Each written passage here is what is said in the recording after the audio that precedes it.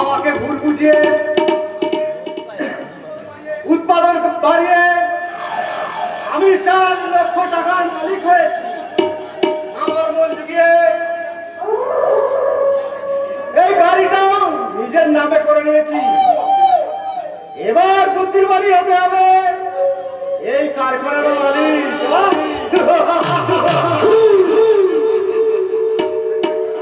এত দেরি হচ্ছে কেন? এই উসমান খানটা এখন এলো না?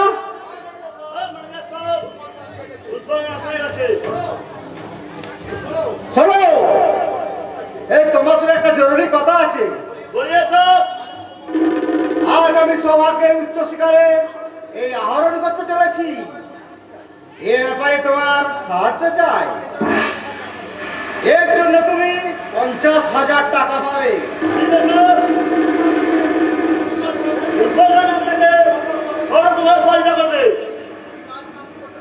কিন্তু পুরোপুরি কাজ না হাসিল করতে পারলে এই খুব বিপদ হতে পারে।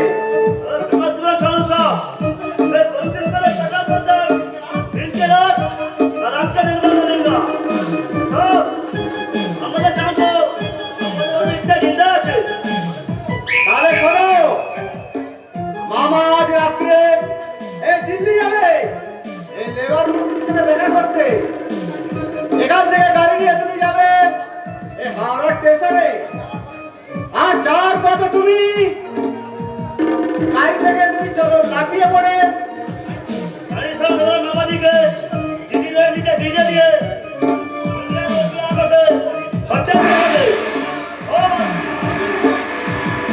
আর আমিও আমার ভবিষ্যৎ এই আলোয় ভরিয়ে দেব।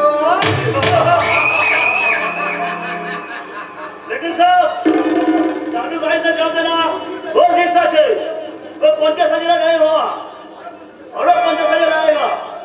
আরো 50,000? हाँ साहब, पहले 50,000 कम होने के बाद 50,000।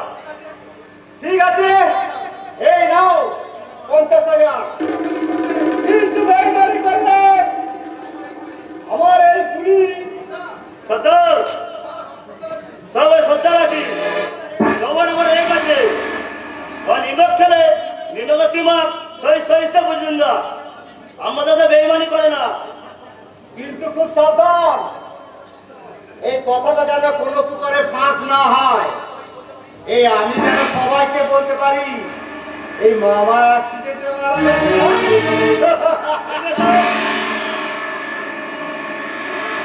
ठीक है साहब, चिंता मत करिए, हमें काम इतना सही से करेगा तो किसी को मालूम नहीं हुआ।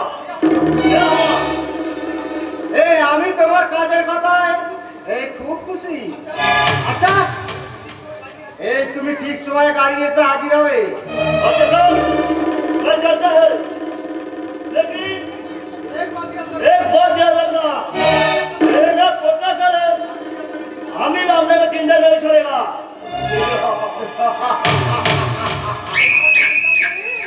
এইবার মহিঙ্গাঙ্গুলি তোমার মৃত্যু হবে ধীরে ধীরে। এই সকালেই খবর আসবে তোমার ওই কুণ্ডুলি পাকা দেহটা এই দিল্লি রোডের নিচে পড়ে আছে।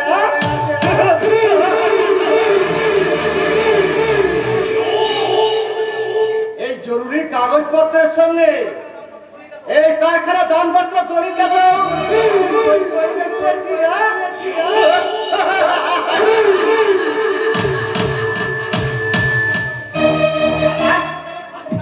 এই আজকের রাতটা শেষ হলি আমি আয়রন স্টিল ফ্যাক্টরির মালিক।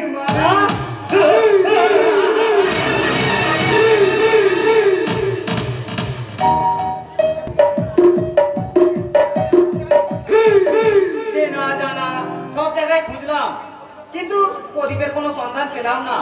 এদিকে স্যার আশা করে আছে, শিখা উদ্বিগ্ন হয়ে আছে। প্রদীপকে আমি ঠিকই খুঁজে নিয়ে যাব। দেখি 2-1 জায়গায় খোঁজ করে কাল আবার ফিরে যাব। আপনি কিছু মনে করবেন না, আমার একটু তাড়া ছিল। চিনি। কে? প্রদীপ না বিনয়? কি ব্যাপার তুই এখানে? আরে প্রদীপ, একে চেহারা হয়েছে তোর, আমি তো তোকে চিনতেই পারছি নি। কোথায় থাকিস তুই? সামনের এই বস্তিটায় একটা মোটর গ্যারেজে কাজ করি, সেখান থেকে আজ ফিরছিলাম। তা হ্যাঁ রে বিনয়, দাদা বৌদি রাজু এরা কেমন আছে রে? সব ভালো আছে রে। তা হ্যাঁ রে বৌদি, তা হ্যাঁ রে বৌদি আমার কথা বলে, রাজু আমার খোঁজ নেয়, দাদা আমার কথা জিজ্ঞাসা করে। ওরা কি আমাকে ভুলে যায়নি তোরে? না রে না, ওরা কেউ তোকে মন থেকে মুছে ফেলতে পারেনি। বিনয়, তোর সঙ্গে দেখা হয়ে ভালোই হয়েছে, একটা উপকার করে দিতে হবে ভাই। বল বল কি করতে হবে বল। রাজুর জন্য একটা জামা প্যান্ট আর বৌদির জন্য দুখানা কাপড় কিনে দেবো। ওগুলো দিয়ে তুই দিবি হলে আর বলবি এগুলো তাদের রাজু দিয়ে, এগুলো তাদের প্রদীপ দিয়েছে। তবে তবে তার চুরি করা পয়সাই নয়, দেখিস যেন ঘৃণা করে ফেলে না দেয়। তুই তুই বলবি তো রে, তুই বলিস ভাই, বলিস ভাই। দাদা বৌদি এগুলো ভেঙে গেছে রে, সেই জন্য আমি ওকে ফিরিয়ে নিয়ে যেতে এসেছি। সত্যি? হ্যাঁ, আর একটা কথা, তোর দাদা বৌদির কাপড় তুই কিনতে পারিস, কিন্তু রাজুর জন্য না। না, রাজুর জন্য আমাকে আগে কিনতে হবে। তুই জানিস রাজু একদিন আমাকে বলেছিল, কাকু তুমি চাকরি পেলে আমাকে জামা কিনে দেবে। আজ আমি যাই হোক একটা কিছু করছি, কিন্তু প্রদীপ রাজু। কিন্তু কি রে রাজু, বল থামলি কেন? চুপ করে আছিস কেন বল? রাজু কি হয়েছে বল? রাজু রাজু রাজু মারা গেছে।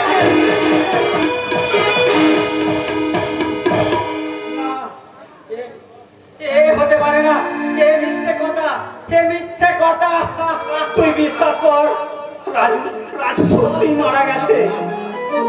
রাজু বিনয়, রাজুর কি হয়েছিল রে? বল বল বল, রাজুর কি হয়েছিল? তুই চলে আসার পর দাদা কেমন যেন হয়ে গেল, ঠিক মতো সংসার চলতো না, কেউ সাহায্য দিলে নিত না। অনাহারে অর্ধাহারে রাজুর হলো জ্বর। দাদা অন্য গ্রামে কাজ মজুরের কাজে দুদিন আটকে পড়লো। তারপর দাদা ফিরছে শুনে আনন্দের জ্বর গায়ে ছুটতে গিয়ে পড়ে যাওয়ার সঙ্গে সঙ্গে। হ্যাঁ, আমি রাজুর মৃত্যুর জন্য দায়ী। সেদিন সেদিন যদি আমি দাদাকে বলতে পারতাম, তাহলে এই ঘটনা আর ঘটতে পারতো না।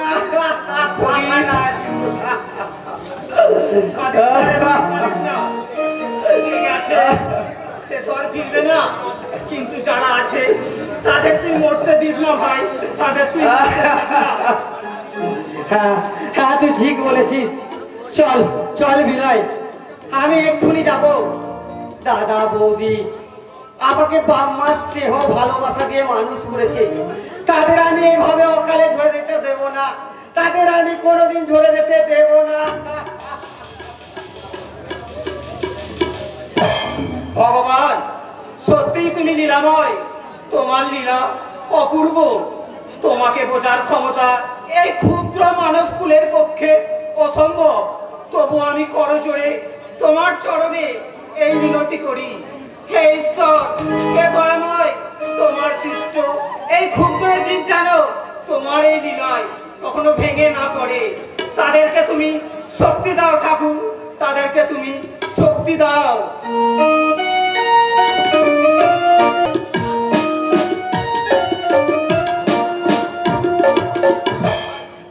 আপনি কেন বারবার একই কথা বলছেন? আপনাকে তো বলেছি আপনার রক্ত চলবে না। আপনি বড় মেডিকেল থেকে কিছু রক্ত রাখানোর ব্যবস্থা করুন। কিন্তু এত তাড়াতাড়ি তা কি করে সম্ভব ডাক্তারবাবু? আপনি যাওয়ার ব্যবস্থা করুন। দেখুন, আমাদের যার কাছে রক্ত ছিল তা আমরা দিয়ে দিয়েছি। আপনি অধৈর্য না হয়ে যত তাড়াতাড়ি পারেন কিছু রক্ত জোগাড় করুন। কারণ আপনার বাবা যে হাত পেয়েছে, যেভাবে রক্ত ক্ষয় হয়েছে তাতে এই মুহূর্তে কিছু রক্ত না দিলে আপনার বাবাকে বাঁচানো যাবে না। না দেবো, আমি রক্ত দেবো ডাক্তার বাবু। আমি আমার দুটো হাত বাড়িয়ে দিচ্ছি, আপনি যত পারেন আমার কাছ থেকে রক্ত নিন। বন্দনা, তুমি? হ্যাঁ গো হ্যাঁ, বাবার এই বিপদের দিনে আমি কি বাড়িতে বসে থাকতে পারি? ডাক্তার বাবু, আপনি দুটো পায়ে পড়ে ডাক্তার বাবু, আমি আপনার বোনের মতোই, বোনের আপনি এই অনুরোধটুকু রাখুন, আমার রক্ত নিয়ে আপনি আমার শ্বশুরকে বাঁচান ডাক্তার বাবু, বাঁচান। বেশ, উঠুন। আমি আপনার রক্ত পরীক্ষা করছি।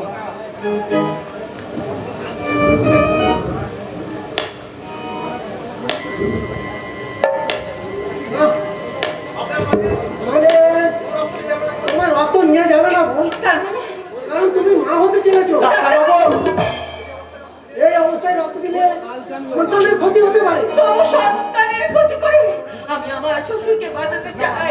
দয়া করুন ডাক্তার বাবু, দয়া করুন, দয়া করে আমার শ্বশুর মশাইকে আপনি বাঁচাবেন।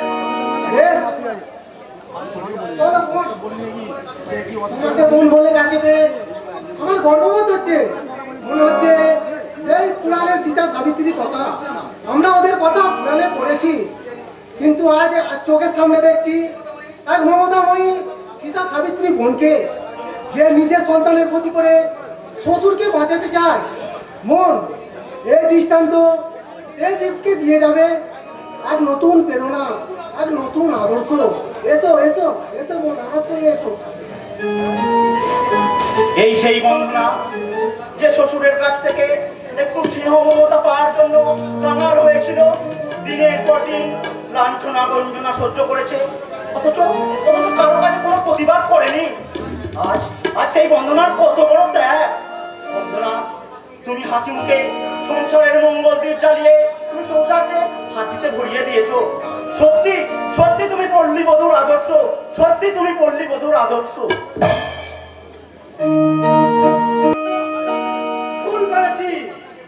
উসমান খানকে 50,000 টাকা দেওয়ার পর আমি টাকা দিয়ে ভুল করেছি। ও মানুষের কাছে চিঠি মারফতে টাকা দিয়েছে। এখন আমি কি করি? হয় আত্মহত্যা, আর নয়তো পালানো ছাড়া কোনো উপায় নেই। কিন্তু কিন্তু আমি পালিয়ে যাবো কোথায়? এই পুলিশের চোখে ফাঁকি দেওয়া এত সহজ ব্যাপার নয়। না, আমাকে যেমন করি হোক পালাতেই হবে। এখান থেকে চলে গেলে কারখানার মালিক হবে কে? মালিক তুই? দেখতে এলাম। এই তোমার মুখে আনন্দের হাসি না বিষাদের ছায়া? এই বিশ্বাস কর ভাই। বিশ্বাস? বিশ্বাস আমি তোমার ওপর অনেকদিন আগেই হারিয়েছি, যেদিন তুমি আমার মাতৃ সমান বৌদিকে অপমান করেছিলে। সেদিন থেকে দিনের পর দিন তোমাকে আমি অনুসরণ করেছি। তোমার প্রতিটি কাজ আমি নীরব দর্শক হয়ে দেখেছি। মানব, তুমি আমাদের সংসার থেকে তৈলাশ করে দিয়েছো। এই তোমারই পরম্পরায় এই দিনের পর দিন বাবা আমাদের কাছে বড় হয়ে গেছে। তুমি হাত করতে গিয়ে অনেক বেশ সর্বনাশ করেছে। এই তোমার সব কুকীর্তির কথা আমার কাছে জমা আছে। তুই কি বলছিস? ঠিকই বলছিস। তুমি কোনোদিকে চিনতে ওই ব্যারিস্টার কন্যা কোনোদিন মুখার্জি? সে ছিল আমার বান্ধবী। তুমি ভদ্র থেকে ওই দক্ষিণেশ্বরে বেড়াতে যাওয়ার নাম করে তাকে ইজ্জত নষ্ট করেছিলে। আইতে ভাগ্য বলে ওই কলঙ্ক ডাকতে তাকে গলায় করে দিয়ে মরতে হয়েছে। মনে পড়ে? সে কথা মনে পড়ে? মানব, আজ তার জবাব দেওয়ার দিন। না, আমাকে ক্ষমা কর ভাই। আমি প্রতিজ্ঞা করছি আর কোনোদিন খারাপ কাজ করবো না। না, তোমার ক্ষমা নেই। এই নরকের পথ দিয়ে চিনেছে, সে স্বর্গের সিঁড়িতে সে কোনোদিনই উঠতে পারবে না। তোমার মৃত্যু অবধারিত। মানব, ওই দেখ, এই বন্ধনা আমাকে আজ আমায় ক্ষমা করতে আসছে। বৌদি, কই কই? ওই তো ওই তো।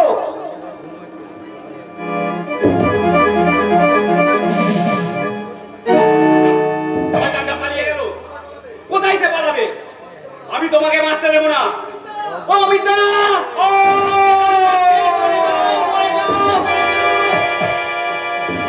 ও!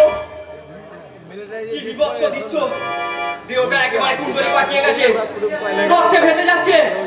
ভগবান, পাপের শাস্তি তুমি ঠিকই দিয়েছো।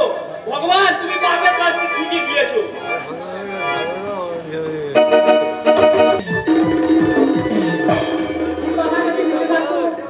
বন্ধনার মতন দাদা দাদা বলে ডাকতো।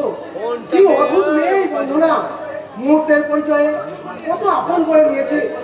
বিপাশার এই ভালোবাসা আমাকে বিপাশার কথা ভুলিয়ে দেয়। নমস্কার ডাক্তার বাবু। নমস্কার। হ্যাঁ নমস্কার। এখানে দাঁড়িয়ে আপনি কি চিন্তা করছেন? আমার মনের কথা। আপনার অনুগ্রহে আজ আমি সুস্থ হয়ে বাড়ি ফিরতে পারছি ডাক্তার বাবু। আপনাকে যে কি বলে ধন্যবাদ জানাবো তার ভাষা আমি খুঁজে পাচ্ছি না। বাবু, শুধু আমি ডাক্তার হয়ে আমার কর্তব্যটুকু পালন করেছি, কিন্তু ধন্যবাদ জানাই তাকে যে গর্ভজাত সন্তানের ক্ষতি করে নিজের রক্ত দিয়ে আপনাকে বাঁচিয়েছে। কি বলছেন ডাক্তার বাবু? কে আছে? আমার প্রিয় বাবু, আপনার বৌমা বন্ধনা। বৌমা? কি বললেন ডাক্তার বাবু? আমার বৌমা বন্ধনা? সত্যি বলছেন ডাক্তার বাবু? হ্যাঁ বাবা, আমি আপনাকে নিয়ে যেতে এসেছি বাবা। বৌমা? ও মা আমার? আরে মা, আমি তোকে কত কথা বলেছি, কত লাইজনা বঞ্জনা করেছি, আর সেই তুই? আমি যে আপনার মেয়ে বাবা, অন্যায় করলে আপনি কি আমাকে শাসন করবেন? আমি হেরে গেছি রে মা, আমি হেরে গেছি। তুই সর্বংসা ধরতির মতো সব কিছু সহ্য করেও তুই আজ আমাকে হারিয়ে দিয়েছিস রে মা। তুই তোর এই অমাত্র ছেলেকে ক্ষমা কর মা। না না বাবা না, ও কথা যে বলতে নেই। তুই সুখী হ মা, তুই নির্ভয় দিবি হ। দাদা, আজ তাহলে আমরা আসি। ঈশ্বরের কাছে প্রার্থনা করি তোমার সংসার সুখে রাখবো। চলো বাবা, ওই বাইরে গাড়ি দাঁড়িয়ে আছে। ডাক্তারবাবু, আমরা তাহলে আসি। মাঝে মাঝে সংবাদ দেবে আপনার বাবা কেমন আছে। না না, সংবাদ দেবো না, আপনাকে যেতে হবে। কেননা এই রুগী দেখাও হবে আর এই বন ভূমিপতির বাড়ি বেড়ানোও হবে। ঠিক আছে ঠিক আছে, নিশ্চয়ই যাবো। তাপস, তুমি, বৌমা আর আমি এক্ষুনি পলাশপুর যাবো। সন্দীপের কাছে আমায় ক্ষমা চাইতে হবে। সে পরে হবে বাবা। না, তাকে আমি অনেক অপমান করেছি, তার কাছে না ক্ষমা চাইলে আমি যে শান্তি পাবো না। তুমি ড্রাইভারকে এখনই পলাশপুর যাবার নির্দেশ দাও। বেশ বাবা, তাই চলুন। ডাক্তারবাবু, আমার সন্তানের কিছু কোনো চিন্তা নেই, সব ঠিক হয়ে যাবে। আচ্ছা, আমি আসি ডাক্তারবাবু। নমস্কার। হ্যাঁ নমস্কার।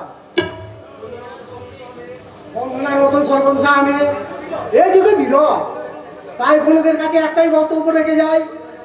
বন্ধনা যেমন নিজের জীবনকে ধূপের মতন তিল তিল করে পুড়ে সংসারের মুখে হাসি ফুটিয়েছে, তোমরাও যদি বন্ধনার মতো সর্বংসা হতে পারো তাহলে দেখবে অচিরেই নেমে আসবে তোমাদের দুঃখের সাগরে সুখের হাসি। রাজু, আরে রাজু, তুই এখানে দাঁড়িয়েছিস?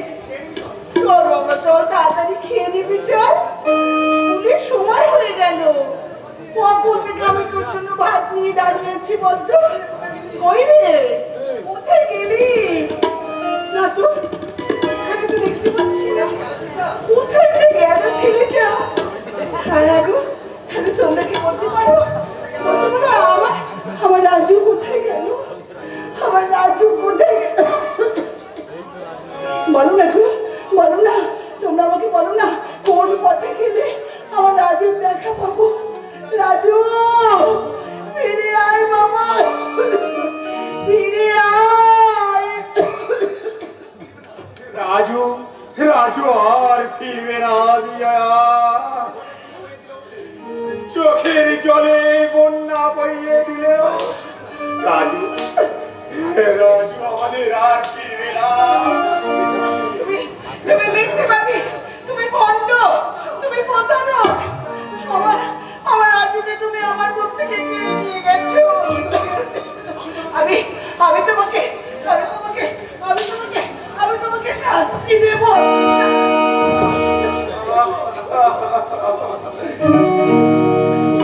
দেখো দেখো দেখো আমার রাজু আকাশের মেঘের মধ্যে জল ভরা চোখে আমার দিকে তাকিয়ে আমাকে বলছে, মা তোমাকে ছেড়ে থাকতে আমার ভীষণ কষ্ট হচ্ছে। যাচ্ছি বাবা, যাচ্ছি, আমি তোর কাছে যাচ্ছি। ওরে রাজু, তোকে ছেড়ে থাকতে আমারও যে ভীষণ কষ্ট হচ্ছে, আমারও যে ভীষণ কষ্ট হচ্ছে। আমি যাচ্ছি রাজু, আমি যাচ্ছি।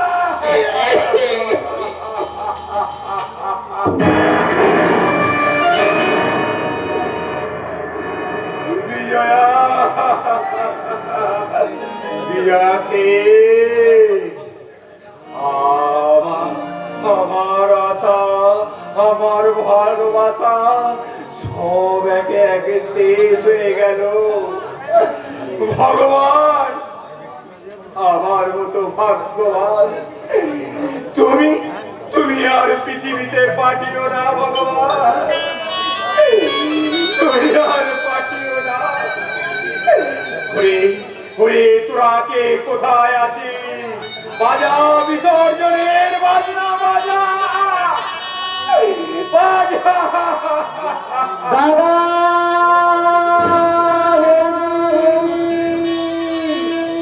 কে?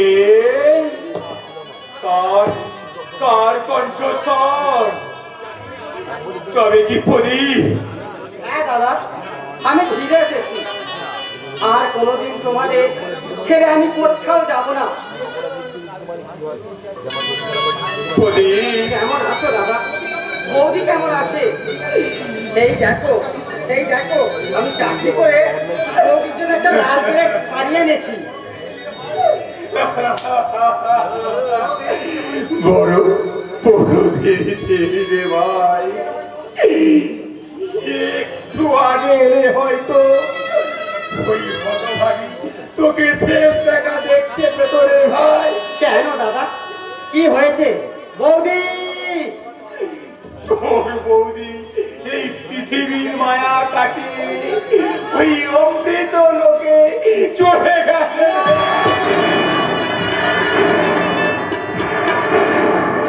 না দাদা না, এ হতে পারে না। ওই দেখ হতভাগী আছে। শীতের সিঁদুর আর মুখে রং এক হয়ে মনে হচ্ছে যেন হোলি খেলে ক্লান্ত হয়ে শান্ত হয়ে ঘুমিয়ে পড়েছে, ঘুমিয়ে পড়েছে। আমি অভিমান করে বাড়ি ছেড়ে চলে গেছিলাম বলে তুমি আমার মতো অভিমান করে আমাদের ছেড়ে চলে গেলে। তুমি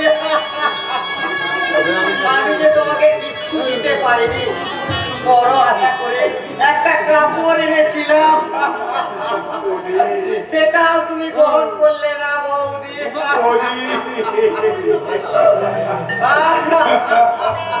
দুঃখ করিস না রে ভাই, দুঃখ করিস না।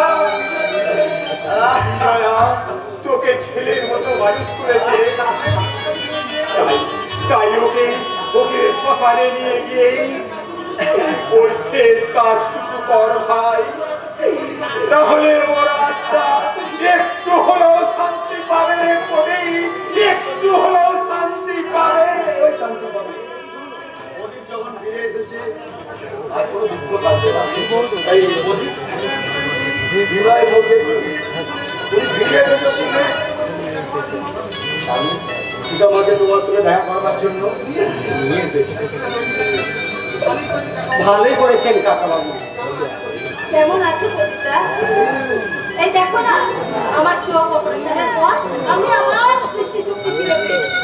আর বৌদি কেমন আছে? বৌদি আর নেই। বৌদি আমাদের ছেড়ে চলে গেছে। বৌদি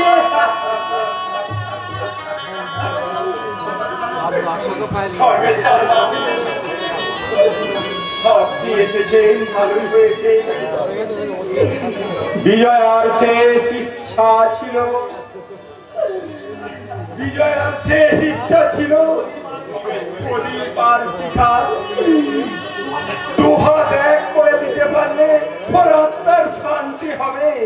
তাই আর ওর মৃতদেহের সামনে আমি আমি আমি প্রদীপ আর তোমার দুজনের হাত এক করে দিলাম। দাদা, বৌদি, ছোট্টা, রাজু। কে ডাকে, কে ডাকে? দাদা, আমি দাদা, বন্ধনা, হে বন্ধনা, কাঁদিস না রে বোন, কাঁদিস না। তুই এসেছিস? এই অচিন মায়ের বধূকে আমি সঙ্গে করে এসেছি। এই বর বলে টাকার জন্য তোমাকে আমি অনেক লাঞ্ছনা বঞ্চনা করেছি, অনেক কটু কথা বলেছি। গাঙ্গুলি মশাই, সব কথা মন থেকে মুছে ফেলে তুমি আজ আমাকে ক্ষমা করো। গাঙ্গুলি মশাই, আজ আমি বুঝতে পেরেছি টাকাই সংসারের সব জিনিস নয়, বড় জিনিস হলো এই নারীর সহিষ্ণুতা। গাঙ্গুলি মশাই। দাদা, বৌদি, রাজু, এরা সবাই কোথায়? হ্যালো,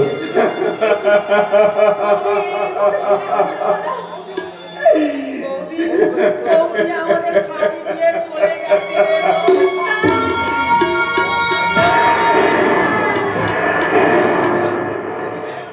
বিজয়া, চেয়ে দেখো বিজয়া, চেয়ে দেখো। তুমি যাকে কত আদর করে, কত ভালোবেসে মানুষ করেছিলে, সেই বন্ধনা আজ কত সুখী। যার জন্য তুমি ঠাকুরের কাছে দিন রাত প্রার্থনা করতে, সেই বন্ধনা আজ কত সুখী হয়েছে দেখো। তোমার বোন আজ নিজের শরীরের মতো সবকিছু সহ্য করে সকলকে হারিয়েছে। তাই লোকে আমি নমস্কার। মায়ের বন্ধু হয়ে গেছে ফুল, ফিগার পাল্লা হয়ে গেছে আলো, ভেঙে দিয়ে গেছে ঝরে গেছে ফুল, নিভে ভেঙে দিয়ে গেছে আছে বেলা তোমাদের ডাকে হয়ে গেছে সে যে জানলা তোমাদের ডাকে বাড়ি পড়েছে ওই